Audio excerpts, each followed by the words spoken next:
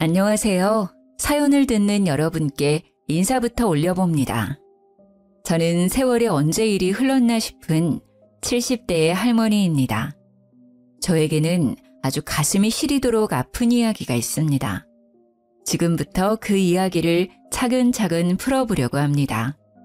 저한테 사무치는 이야기이고 평생 잊을 수 없는 이야기이기도 해요. 끝까지 잘 들어주신다면 저와 함께 기쁨과 슬픔, 애환이 담긴 눈물을 흘릴 수 있을 것이라고 생각합니다. 저와 남편의 첫 만남은 20대 초반이었습니다. 이 나이에 이런 설명이 부끄럽기도 하지만 정말 요즘 젊은이들과 다를 것 없이 불타오르는 사랑을 했더랬지요. 그때부터 키워온 사랑으로 20대 중반에 들어섰을 때는 결혼까지 하게 되었습니다. 지금이야 결혼 정년기가 30대로 늦춰졌다 했지만 그 당시에는 20대 초반에도 결혼을 하는 사람들이 수두룩했답니다. 저도 집안에서는 노처녀 소리를 듣기 일보 직전인 딸이었습니다. 집에서는 제 결혼에 당연히 두 손을 들고 환영을 해주셨고요. 양가의 넉넉한 지원은 없었지만 그래도 두 다리 뻗을 수 있는 공간은 얻을 수 있었습니다. 결혼 당시에 주물공장 사업을 시작한 남편은 당연히 사업 초기였기에 돈을 많이 벌어오지 못했습니다. 남편과 저는 손가락을 빨다 잠이 드는 날이 있을 정도로 힘들게 아끼고 아끼면서 공장을 운영하며 살았습니다. 정말 어떤 날은 라면이 한 개밖에 남지 않아서 푹 끓여 면발이 퉁퉁 불어날 정도의 라면을 나눠 먹기도 했습니다. 그렇게 고생을 하다 보니 저희 부부에게 해 뜰 날이 언제쯤 올까 싶기도 하고 참 고민이 많았습니다. 저희 부부의 고된 사정을 아는 양가 부모님께서 가끔 생활비를 지원해 주시기도 했지만 두 집 모두 넉넉하지 않았기 때문에 손을 벌리는 것도 한두 번이 전부였죠. 자연스럽게 우리 부부에게 큰 고민거리로 다가온 것은 바로 이세에 관한 문제였습니다. 덜컥 아이를 갖게 되면 정말 아이를 굶겨 죽일 수도 있겠구나 하는 마음이 들었던 것입니다.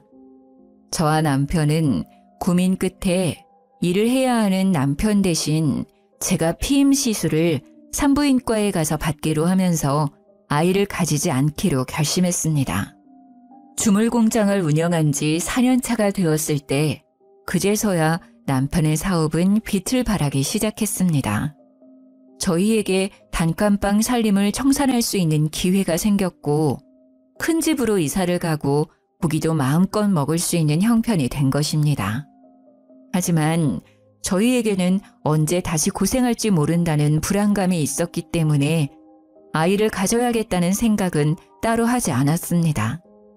그러던 어느 날 제 몸에 단단히 탈이 났다는 걸 깨닫게 되었습니다. 머리도 어지럽고 속도 미식미식거리는데 위험이라도 생겼나 싶었죠. 게다가 몸이 계속 덜덜 떨리는 겁니다. 남편에게 아무래도 병원에 가봐야 할 것 같다고 해서 내과에 가서 진료를 받는데 아무래도 내과가 아니라 산부인과에 가야 할 것 같다고 하더군요. 제가 겪는 증상이 딱 임신 초기 증상이라고 하면서 말이죠.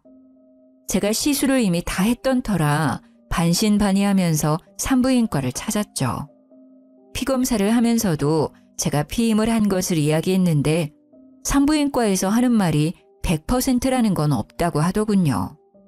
완벽하지 않으니까 약을 쓰기 전에 혹시 모르니 검사를 해보는 게 좋겠다고 했습니다.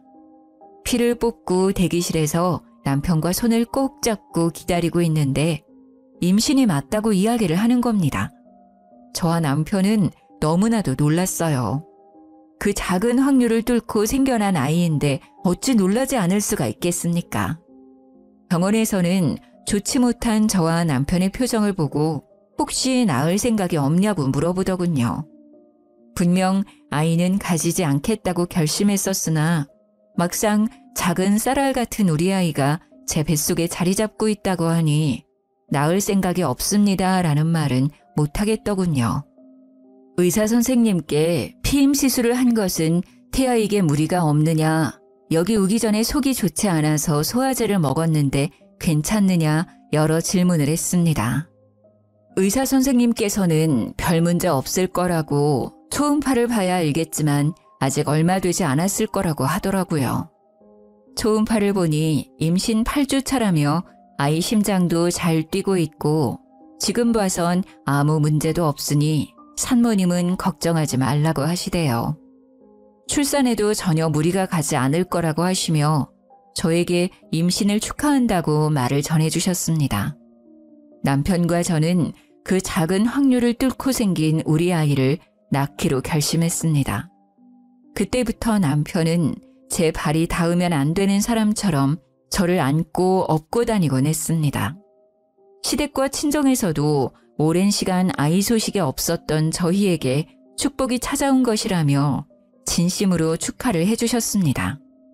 10개월을 꼬박 품었던 우리 아이가 우렁찬 소리를 내며 제 품 안에 핏덩이인 채로 안겼을 때는 정말 눈물이 앞을 가렸습니다. 너무너무 아프고 힘든 출산이었음에도 불구하고 그 아픔이 전부 잊혀지는 듯한 기분이 들었죠. 아이를 낳고 몸조리를 하고 회복을 하는 도중에도 시댁이고 친정이고 할 것 없이 저의 손발이 되어주셨고 많은 도움을 주셨습니다. 아무것도 모르는 초보 엄마를 위해 양가 어르신들이 두 팔을 걷고 나서주신 것이죠. 전몸살이라도 나면 친정어머니고 시어머니고 할 것 없이 제 몸살을 풀어주시려 온몸을 주물러 주시기도 했고요. 아이가 하도 울어대니 그 아이를 업고 달래느라 잠이 부족한 저를 위해 시부가 아이를 대신 달래주시기도 했죠. 온 가족이 아이의 눈앞에 알짱거리며 살펴주신 덕분인지 우리 아이는 정말 사랑을 듬뿍 받으며 하루가 다르게 무럭무럭 자랐습니다. 거기다가 집에 떡하니 아들을 낳은 덕에 시댁에서도 친정에서도 서로 경쟁하듯이 지원을 해주시고 싶어 하셨습니다. 물론 두 집 모두 넉넉한 살림은 아니었기에 돈으로 보여주셨다기보다는 행동으로 보여주셨죠. 그렇게 하루하루를 울어도 보고 짜증도 내고 행복함에 젖어 아이를 키웠고 아이는 기어다니다가 걸어다니게 되고 뛰어다니며 말썽을 피우는 나이가 되었습니다. 아이가 4살이 지난 어느 날, 그날은 우리 시부가 아이를 데리고 시장 구경을 다녀오겠다며 현관문을 나섰습니다. 걱정이 조금 되긴 해서 시부에게 아이 손을 꼭 잡고 가셔야 된다고 신신당부를 했죠. 최근 들어 시부의 건강이 많이 나빠지기도 했고 깜빡깜빡 하시는 증상이 늘어서 걱정이 되었거든요. 시부가 나이가 있으니 언제 쓰러질지 모른다는 불안감에 손주와 더 많은 시간을 보내고 싶다고 요 앞에 시장에 잠시 나갔다 오겠다고 하셔서 어쩔 수 없이 허락을 했습니다. 4살이 된 우리 아이는 솜사탕에 푹 빠져서 시장에 간다고 하니 신이 나서 발을 동동 굴렀죠. 시부와 아이만 보내는 게 마음에 걸려 결국 제가 따라가겠다고 시장에 간 김에 장이라도 보고 오겠다고 하니 시모가 말리더군요. 집은 본인이 지키고 있을 테니까 이참에 목욕탕이라도 다녀오면서 쉬는 게 어떻겠냐고 하셨습니다. 제가 목욕탕에서 몸을 지지는 걸 참 좋아했었는데 아이가 태어나고부터는 한 번도 가지 못했었거든요. 목욕탕 소리를 듣자 갑자기 온몸이 뭉치는 느낌이 들었고 뜨거운 탕에 들어가서 노곤노곤하게 몸을 풀고 싶다는 생각이 들었습니다. 시장 구경을 해봐야 30분에서 1시간 정도밖에 더 하겠냐고 아이가 집에 오면 시모가 간식을 챙겨줄 테니까 때도 밀고 몸도 풀고 오라고 하셨습니다. 안 그래도 가고 싶은 마음이 들긴 했는데 이때 아니면 언제 가겠나 싶어서 냉큼 목욕 바구니를 챙겼습니다. 시모의 말대로 탕에 들어가서 몸도 풀고 때도 밀고 마사지도 받고 우유 한 팩 뜯어다가 우유팩도 하고 시간을 보냈습니다. 말랑말랑해진 몸으로 신이 나서 집에 돌아왔는데 집에 아무도 없는 것이 아니겠습니까? 다들 어디 가셨나 하고 집안 정리를 하려고 하는데 우리 친정어머니께서 헐레벌떡 집에 찾아오신 겁니다.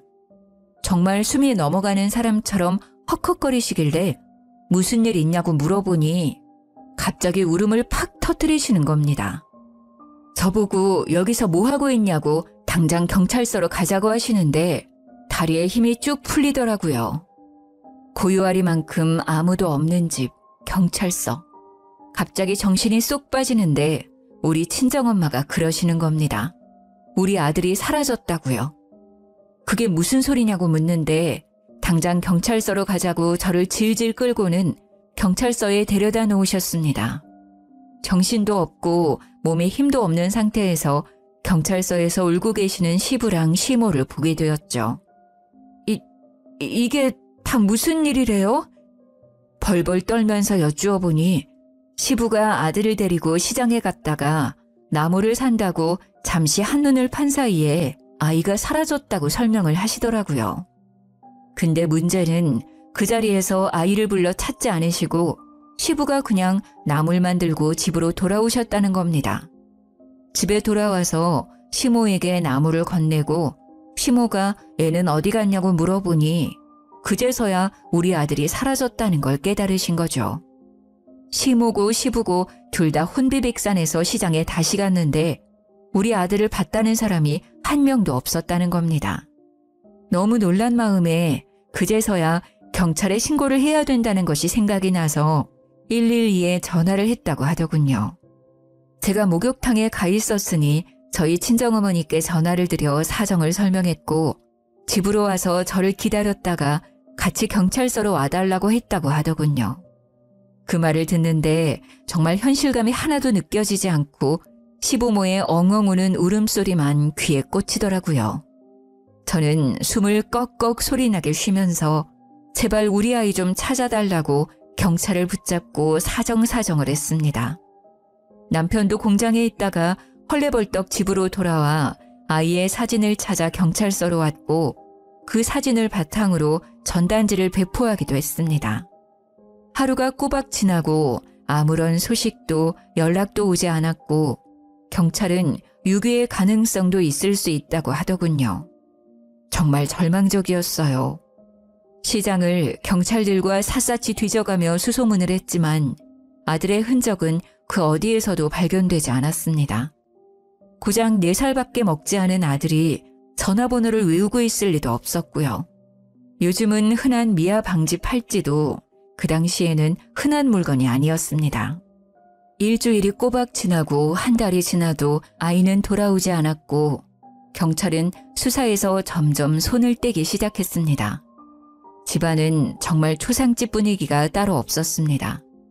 저와 남편은 매일같이 울면서 시장을 돌아다녔고 시장 사람들도 저희 부부를 딱하게 생각했습니다. 그렇게 시간이 더 흘렀고 남편은 다시 일상으로 돌아가 일을 하기 시작했습니다.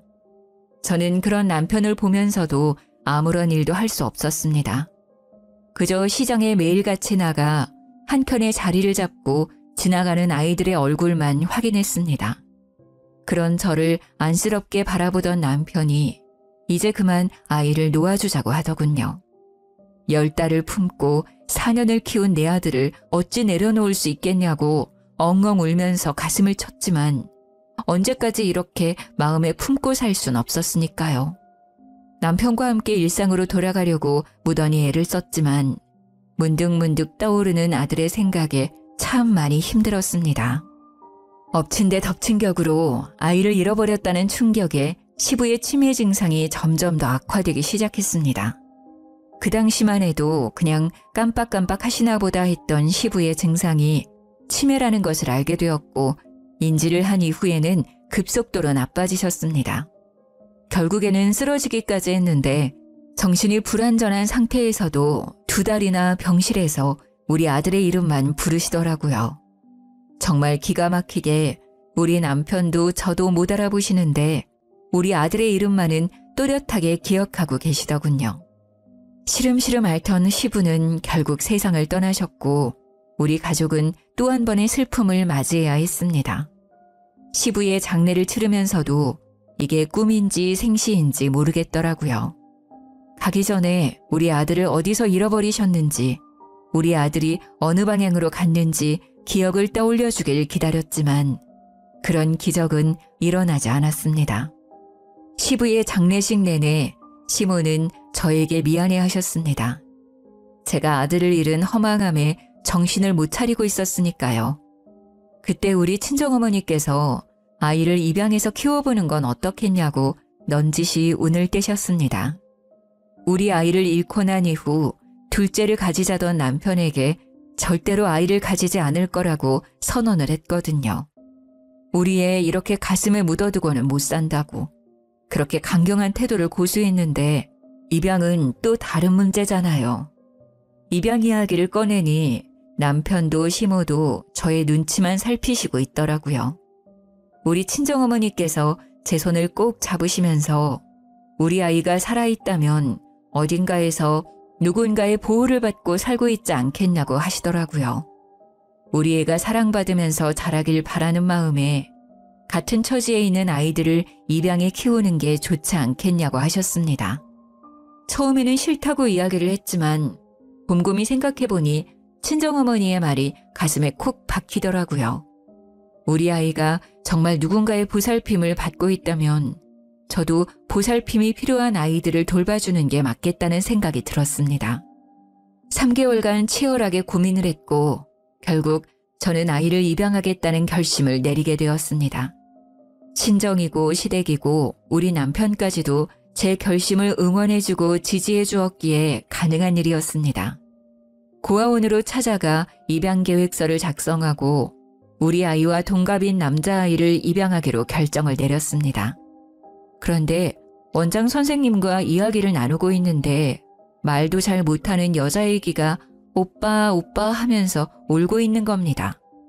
넌 누구니? 하고 물어보는데 애기가 아무 말도 못하고 엉엉 울더라고요.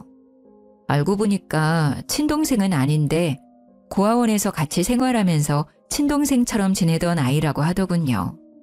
제가 입양을 하려던 아이는 우리 아들이랑 동갑인 5살이었고 그 여자아이는 4살이라고 했습니다. 그 이야기를 듣는데 우리 아이를 잃어버렸던 시기가 딱 4살 때였다는 게 생각이 나면서 여자아이가 눈에 밟히더군요. 결국에는 남편과 상의를 하여 그 여자아이까지 2명을 모두 입양하기로 결정을 내렸습니다. 입양 준비가 끝나고 아이를 둘 다 집으로 데려왔습니다. 후적에도 당당하게 입양했다는 사실을 올려주었습니다. 정리된 등본을 보는데 사망 신고를 하지 않았기에 실종으로 처리가 되어 있는 우리 친아들을 보며 또 한 번 가슴이 찢어지는 고통을 느끼게 됐죠. 하지만 저는 꿋꿋하게 마음을 잡고 입양한 2자식을 내 자식이다 생각하면서 키우기 시작했습니다. 아들 하나, 딸 하나. 주변에서는 제가 아이를 잃고 입양을 하고 아이들에게 정을 붙이려고 노력하는 모습을 보면서 많은 도움을 주셨습니다. 우리 아들을 잃어버렸던 트라우마가 단단히 있었던 터라 아이들이 절대로 혼자서 돌아다니지 못하게 했지요. 아이들이 자라서 중학생이 되고 고등학생이 되고 대학생이 될 때까지도 물가에 내놓은 아이 보듯 돌봤습니다. 물론 아이들은 자기들도 다 컸다고 저에게 몇 번 반말을 하긴 했지만 저는 꿈쩍도 하지 않았습니다. 성심성의껏 돌보았다고 정말 자부할 수 있습니다. 남편의 주물 공장은 남부럽지 않게 잘 돌아가고 있었고 저에게는 가슴으로 낳은 2자식들이 든든하게 버텨주었습니다. 아이들이 취업을 할 때까지도 아이들의 일상을 시시콜콜 확인하고 있었는데 어느 날 아들이 그러더군요. 제가 너무 자신의 일상생활을 쥐고 흔들어서 숨이 막힌다고요. 자기를 아직도 5살 먹은 아이로 보는 것 같다고 이제는 자유롭게 살 수 있게 냅두라고 하더군요. 머리를 한 대 띵 하고 맞은 기분이 들었습니다. 저는 아이를 잃어버린 트라우마로 조심했을 뿐이라고 생각했는데 아이들에게는 그게 감옥 같았다고 하더라고요. 이제 취업도 하고 결혼도 하고 해야 하는데 나중을 생각하면 미리 말해두는 게 좋을 것 같다는 생각을 했대요. 그러면서도 제 눈치를 보는데 그제서야 우리 애들이 성인이구나. 이제 모든 걸 다 스스로 할 수 있는 애들이구나 하는 걸 느꼈습니다. 그 뒤로 저도 아이들에 대한 간섭과 관심을 조금 줄이게 되었죠. 세월이 흘러 아들이 중소기업에 취업을 하게 되었고 딸은 백화점에 취직을 하게 되었습니다. 둘 다 취직을 하고 나니까 회식이다 야근이다 하면서 집에 늦게 들어오는 일이 잦아지더라고요. 집에 들어와서 정말 잠만 자고 아침 일찍 출근하는 날도 빈번했고요. 엄청 바쁘게 사는 와중에도 아이들 걱정에 잠을 못 자겠더라고요. 직장 생활을 하는 아이들을 보니 마음이 헛헛해지기도 했고요. 아이들이 취직을 해서 월급을 받기 시작했으니 각자 생활비는 벌어서 쓰는 걸로 생각하고 있었습니다. 당연히 용돈도 끊었는데 아이들이 우리 남편에게 왜 용돈을 주지 않냐면서 따지고 있더라고요. 제가 너희들도 돈을 벌고 있는데 웬 용돈 타령이냐고 했죠. 그러니까 애들이 너무 당당하게 자기들 월급은 카드값으로 이미 다 나가고 없다면서 현금을 좀 달라고 하는 겁니다. 카드를 도대체 얼마나 긁어댔으면 월급이 하나도 남지 않냐고 하니까 딸이 하는 말이 취업도 했으니 명품 가방도 하나 필요하고 옷도 새로 샀다고 하는 겁니다. 사치를 부리느라 카드값이 어마어마하게 나왔다면서 용돈을 넉넉하게 달라고 손을 내밀더라고요. 아들에게 너는 왜 월급을 탕진했냐고 물으니 출퇴근하는데 필요할 것 같아서 차를 샀다고 하는 겁니다. 문제는 지 월급이 뻔한데도 불구하고 차는 좋은 거 끌고 다녀야 하지 않겠냐고 외제차를 떡하니 구입해서 온 거죠. 순간 골이 띵하고 아파서 머리를 부여잡으니 애들이 잔소리를 듣기 싫었는지 먼저 선수를 치더군요. 지네들이 친자식이 아니라서 용돈도 이제 안 주는 거냐며 다른 집은 취업 선물로 가방도 사주고 차도 사준다고 하더라고요. 그 말에 평생을 내 자식처럼 보살폈던 아이들에게 상처를 입었습니다. 남편이랑 저랑 둘 다 하늘이 무너지는 듯한 기분이 들었습니다. 저도 순간 마음이 격해져서 아이들에게 큰 소리를 내고 말았죠. 내 자식 잃고 너희들 데려다가 내 자식처럼 키운 거 다 알고 있지 않냐고요. 가슴으로 낳은 자식이다 생각하고 평생 뒷바라지를 했는데 그런 소리를 할 수 있냐고요. 엄마, 농담이지. 뭘 그렇게까지 정색을 하고 그래? 그러지 말고 용돈이나 좀 줘요. 라고 했습니다. 아이들은 그 이후로도 간간히 돈이 없다며 남편과 저에게 용돈을 타갔습니다. 남편의 주물 공장이 그나마 건재했기에 가능한 일이었습니다. 애들이 사회생활을 하면서 돈을 쓰는 게 무섭지도 않은지 물 쓰듯이 쓰더라고요. 월급 200만 원 받는 걸로 사치를 어찌나 하던지 딸방에는 점점 명품 가방이 늘어났고 아들은 차에 돈을 쏟아붓더군요. 저와 남편은 기가 막혀서 혀를 내두를 정도였습니다. 그렇게 철없이 살기를 몇 년.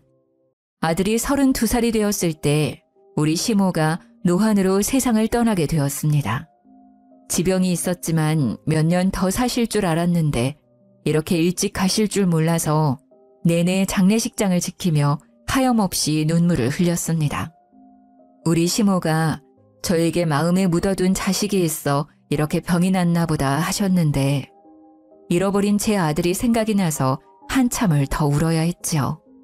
장례식장을 지키며 손님을 맞이하고 있는데 자식이라는 것들은 일이 바쁘다며 코빼기도 비치질 않더군요. 회사에 급한 일이 있다면서 잠시 다녀오겠다고 나가더니 술 냄새를 풀풀 풍기면서 돌아오지를 않나. 딸은 잠시 눈 좀 붙이고 오겠다고 하더니 감감무소식이고. 조문 오신 옆집 아줌마가 딸이 웬 남자랑 카페에서 놀고 있던데 그쪽 사위냐고 물어보시더라고요. 아무리 피가 섞인 가족이 아니라고 해도 이렇게까지 정없이 굴 일인가 싶어서 너무하다는 생각까지 들었습니다. 피곤한 마음을 뒤로하고 믹스커피라도 한 잔 뽑아 먹으려고 장례식장 앞에 나와서 자판기 커피를 뽑고 돌아가는 길이었습니다. 제가 바닥을 보고 걷다가 앞에 서 있던 사람을 미처 보지 못하고 커피를 확 쏟아버린 거죠. 뜨거운 커피가 손에 쏟아지는데 너무 놀래서 앞에 서 있던 총각에게 괜찮냐고 물어보는데 글쎄 그 총각이 의사였나 보더라고요. 하얀색 가운에 믹스커피가 사방팔방 튀어서 가운이 더러워진 겁니다. 이를 어쩜 좋나 싶어서 제가 세탁을 해서 돌려주겠다고 하는데 제 손을 덥석 잡더니 어머님, 손 괜찮으세요? 하고 물어보더라고요. 그제서야 뜨거운 커피가 제 손에 온통 쏟아졌다는 걸 깨달았습니다. 그 의사총각이 저에게 커피가 뜨거웠을 텐데 화상이라도 입은 거 아니냐고 제 손을 막 이리저리 살피더라고요. 제가 꿈뻑꿈뻑 눈만 뜨고 있으니 자기가 외과 의사라고 하면서 조금 빨개지긴 했지만 물집 잡힐 화상은 아닌 것 같다고 하더군요. 혹시 모르니까 차가운 물로 깨끗하게 씻고 자기 진료실로 오면 연고를 발라주겠다며 친절을 베풀었습니다. 아니라고 제가 약 사서 바르면 된다고 그나저나 가운이 더러워져서 어떻게 하냐고 발을 동동 굴렀더니 여분의 가운이 있어서 괜찮다고 하더라고요. 사람이 참 선하게 생긴 게 사위로 삼으면 딱 좋겠구나 싶어서 눈이 자꾸 가더라고요. 장례식이 전부 끝나고 발인까지 죄다 마친 후에 시모 영정사진을 저희 집에 가져다 놓았더니 자식들이 기겁을 하더라고요. 기분 나쁘게 영정사진을 왜 집에다가 걸어두냐면서 귀신이라도 나타날까 무섭다고 하는데 기가 막혔습니다. 우리 남편이 결국 참지 못하고 딸에게 그게 무슨 말버릇이냐고 해도 해도 너무한다고 한 소리 했죠. 그러니 딸이 왜 죽은 사람 사진을 집에다가 놓냐고 하면서 남편에게 소리를 꽥 지르는 게 아니겠습니까? 원래 저렇게 막되먹은 아이였나 하는 생각이 들면서 마음이 참 씁쓸하더라고요. 그래서 저도 자식들에게 그랬죠. 아무리 피가 섞이지 않고 대면대면하게 지낸 할머니라고 해도 그렇지. 장례식장 내내 어딜 그렇게 싸돌아다니느라 바빠서 자리를 지키지도 않았니? 첫째 너는 회사 간다 하더니만 술 냄새를 잔뜩 풍기면서 돌아오지를 않나. 둘째 너는 눈 좀 묻히고 온다더니 장례식장 앞 카페에서 데이트를 하고 돌아오질 않나. 제가 대놓고 일침을 날리니까 애들이 전부 꿀먹은 벙어리 마냥 조용해지더라고요. 남편도 머리가 아픈지 다들 들어가라고 하는데 아들이 궁시렁거리는 소리가 조용히 울려 퍼졌습니다. 다른 집 할머니들은 죽기 전에 재산도 나눠주고 한다는데 우리 할머니는 그런 것도 안 해주고 말이야. 우리 회사 동기는 보니까 재력 있는 할머니 만나서 손주들한테 땅이랑 건물이랑 다 물려줬다는데. 그 말에 우리 남편이 머리 끝까지 화가 나서 아들에게 소리를 질렀습니다. 저도 아들의 말에 너무 놀라서 헛웃음이 다 나더라고요. 너 그게 무슨 말본세야? 내가 너네 눈치 보면서 사느라 그동안 하지 못한 말이 한두 개인 줄 알아? 자식으로 생각해서 걱정되는 말을 하면 친자식이 아니라서 잔소리며 참견이며 하는 거냐고 폐악을 부리고, 용돈 달라고 손 내밀 때마다 소비 습관이 걱정돼서 말을 하면 친자식 아니라서 참견하는 거냐고 하고, 여태까지 키워준 게 몇 년인데 그런 소리를 우리 앞에서 하고 있어. 그러니까 아들이랑 딸이 기가 차다는 듯이 혀를 차면서 이야기를 하더라고요. 키워준 게 몇 년이냐고요? 진짜 친자식들한테는 그런 거 물어보지도 않는다고요. 우리가 남이니까 우리한테 쓴 돈이 아까워서 지금이라도 뽕 뽑으려고 그러는 거죠? 나중에 죽으면 몇 자리 돌봐줄 사람도 필요하고 병수발 들 사람도 필요하니까. 그 말에 저랑 남편은 정말 뒤로 넘어가는 줄 알았습니다. 남편이 이건 아니다 싶었는지 아들이랑 딸을 향해서 강단 있게 이야기를 했지요. 너네도 이제 다 컸고 직장 생활도 하니까 집 얻어서 나가 살아라. 나도 이제 네 엄마랑 오순도순 노후 즐기면서 살아보련다. 그 말에 아이들이 갑자기 돈 한 푼 없이 어디를 나가 살겠냐고 집이라도 얻어주고선 그 말을 하라고 하더군요. 누가 보면 집이라도 맡겨놓은 사람처럼 당당하게 구는데 우리 남편이 기가 막히다면서 알아서들 하라고 일침을 놨습니다. 나이가 둘 다 30살이 넘었는데 그 정도 능력도 없으면 앞으로 어떻게 가정을 꾸리고 살 거냐고 원룸 하나 얻을 돈은 모아뒀어야지 했어요. 애들이 그제서야 남편이 진심으로 한 이야기라는 걸 알았는지 저에게 달라붙더라고요. 엄마, 우리 진짜 내쫓을 거 아니지? 우리를 친자식이라고 생각한다며 하면서 말이죠. 손바닥 뒤집듯이 태세를 바꾸는 아이들을 보면서 팔뚝에 소름이 돋을 지경이었습니다. 저도 남편의 뜻을 따라 모르겠다고 나도 네 아빠 말대로 할 거라고 하고는 방에 들어와 문을 닫아버렸습니다. 그 다음 날부터는 진짜 내쫓길까 무서웠는지 지들이 집 청소도 하고 설거지도 하면서 우리 부부 눈치를 보더군요. 그렇게 유예 기간을 주고 1년을 더 보낸 어느 날, 아들이 결혼을 하겠다면서 여자를 하나 데리고 왔습니다. 양가에서 허락만 한다면 당장 결혼하고 싶다고 하는데 예비 며느리가 한다는 소리가 아주 가관이었습니다. 아버님이 공장 운영하시면서 돈을 꽤 번다고 하던데 맞나요? 그러면 집은 강남에다가 얻어주실 수 있죠? 저도 결혼하고 나면 일 그만두고 싶은데 생활비 좀 보태주실 수 있나요?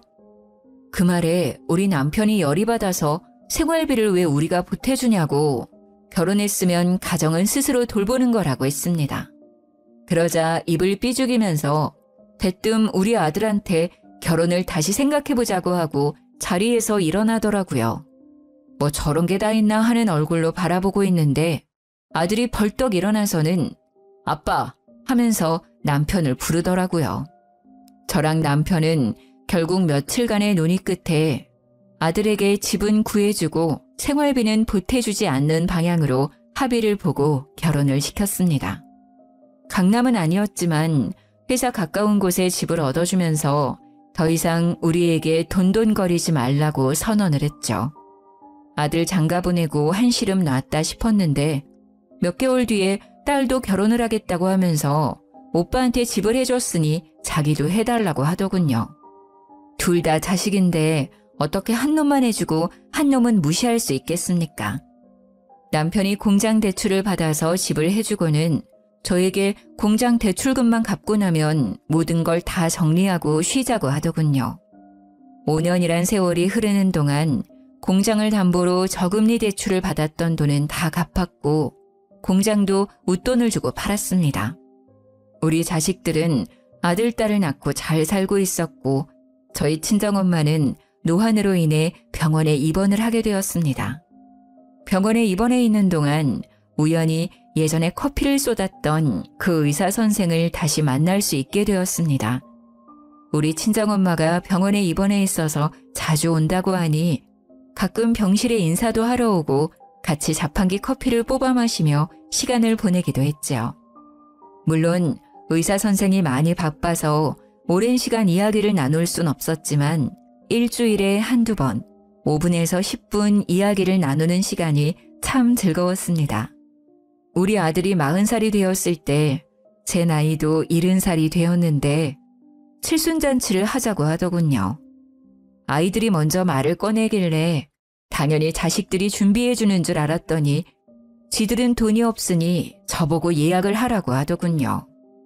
고급 호텔에서 격식 있게 하자며 1,000만 원이 든다고 말하는데 어휴, 제가 올 사람도 많지 않은데 뭘 그리 비싼 곳에서 하자고 하냐.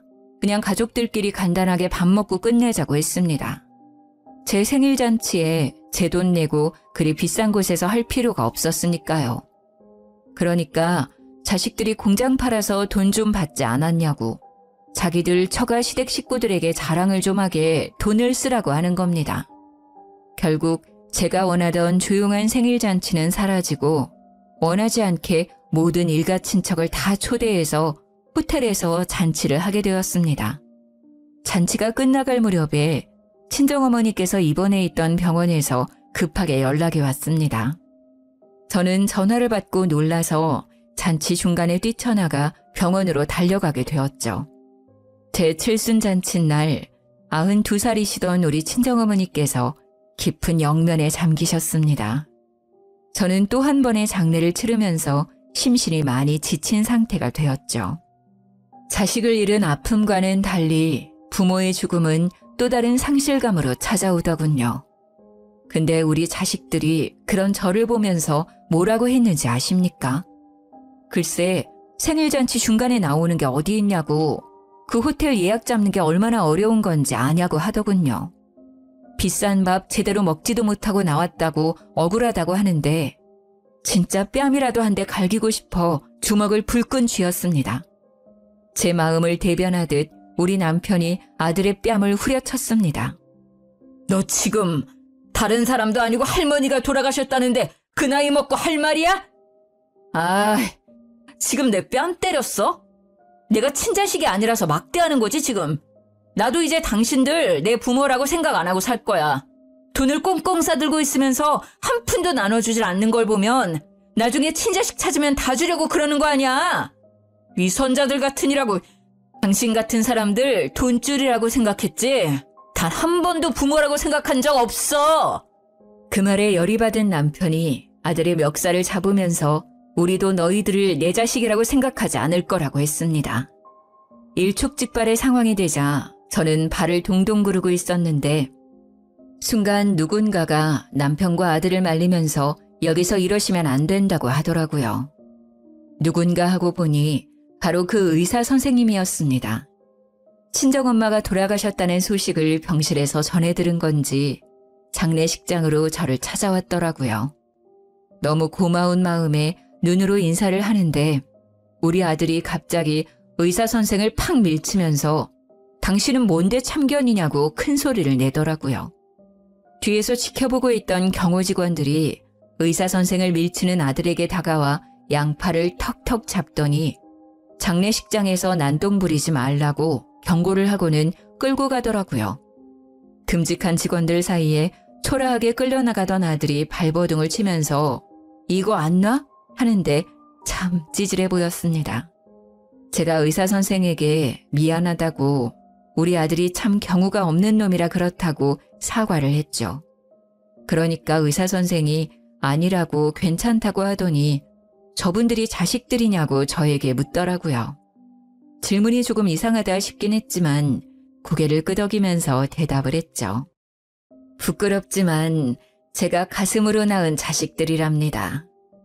그래서 그런지 마음을 영 잡지 못하고 저리 엇나가네요. 부족한 것 없이 키운다고 키웠는데도 친자식이 아니라서 차별당하는 것 같다는 자격지심을 가지고 있어요. 입양을 하면 다들 그런 생각을 가지고 있는 건지 가슴이 답답하네. 그러니 의사 선생이 하는 말이 모든 입양아들이 그런 건 아니라고 하더군요. 저도 어릴 때 입양이 되어서 양부모 밑에서 자랐지만 저런 마음을 먹어본 적 단 한 번도 없습니다. 저 사람들이 못된 사람들이니 너무 마음 아파하지 마셔요. 제가 고맙다고 인사를 하니 친정엄마께 국화 한 송이 올리고 싶은 마음에 방문을 했다고 하더군요. 가서 인사드려도 된다고 하니까 조용히 들어가서 기도도 올리고 인사도 올리더라고요. 짧게 만나서 이야기도 많이 나눠보지 못한 사람인데 예의도 바르고 참 대단하다 싶었습니다. 입양하라는 콤플렉스도 전혀 없어 보이니까 더욱 우리 자식들이랑 비교가 되더라고요. 저의 표정이 영 좋지 못하니 선뜻 자리에서 일어나지도 못하고 저에게 두런두런 이야기를 하기 시작했습니다. 자기 나이가 40살인데 토끼 같은 자식들도 둘이나 있다면서 사진을 보여줘도 되겠냐고 하길래 고개를 끄덕였습니다. 신이 나서 휴대폰에 들어있는 사진을 보여주는데 큰애가 딸인데 7살이고 둘째가 아들인데 4살이라고 설명을 해주더라고요. 그런데 그 순간 정말 세상이 멈춰버린 듯한 기분이 들었습니다. 4살이라던 둘째 아들의 사진을 보는 순간 온몸에 소름이 쫙 돋는데 우리의 잃어버린 아들과 똑같이 생긴 아이가 사진 속에 떡하니 있더라고요. 너무 놀래서 숨을 헉헉 쉬면서 눈물을 줄줄 흘리니까 의사 선생이 놀래서 저에게 왜 그러시냐고 묻더라고요.